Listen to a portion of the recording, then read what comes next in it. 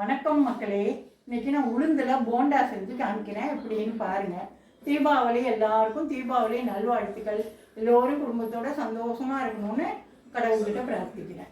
இந்த இப்போ போட போகிறேன். இதால் ஒரு கப்பு உளுந்து எடுத்து ஊற போட்டிருந்தேன். 2 மணி நேரம் ஊறிடுச்சு. இப்போ இந்த உளுந்தை நல்லா மிக்சியில் அரைச்சிட்டேன். நல்லா ஏகா இந்த கொஞ்சோண்டு பச்சரிசி மாவு கொஞ்சம் போட்டுக்கிறேன். அரிசி மாவு போட்டோம்னா கொஞ்சம் இதுவாக இருக்கும், கெட்டியாக இருக்கும். அதுக்கு தான் போட்டேன்.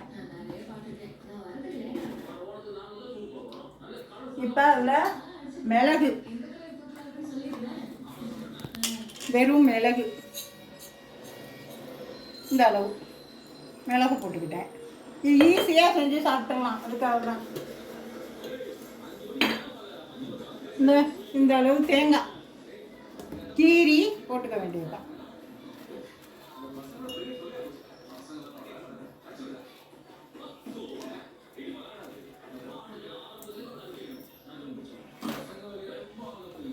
கருவேப்பிலை போட்டுக்கணும், அவ்வளவுதான். இதை நல்லா கலந்து விட்டு உருட்டி உருட்டி போட வேண்டியதுதான். இதுதான் ஒரு திடீர்னு ஒரு போண்டா போண்டா போண்டா நல்லா டேஸ்டாக இருக்கும்.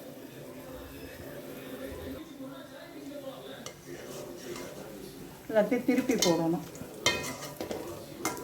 திருப்பி போட்டு நல்லா பொன்னிறமாக செவந்தோடனே நல்லா இருக்கா. இந்த அளவுக்கு நல்லா பொரிஞ்சோடனே எடுத்துட வேண்டியது தான். இன்றைக்கி இதுதான் ஈஸியான போண்டா. இது ஈவினிங் ஸ்நாக்ஸுக்கு இதை பயன்படுத்திக்கலாம். எல்லாருக்கும் பிடிக்கும். அப்புறம் உளுந்து அரைக்கும்போது உளுந்தை போட்டு அரைக்கிறோம் இல்லையா, மிக்சியில் போட்டு தான் அரைச்சேன். அதில் கொஞ்சம் உப்பு போட்டுங்க. உளுந்தில் அரைச்சி எடுத்து அப்புறம் அந்த தேங்காயை போட்டு மிளகு போட்டு கருவேப்பிலை போட்டு அப்படியே பசடி பொரிச்சு எடுத்துட வேண்டியது தான். இப்போ பொரிச்சியும் காமிச்சிட்டேன், அவ்வளோதான். எல்லோரும் சாப்பிடுங்க. தெரிஞ்சு எப்படி இருக்குன்னு சொல்லுங்கள்.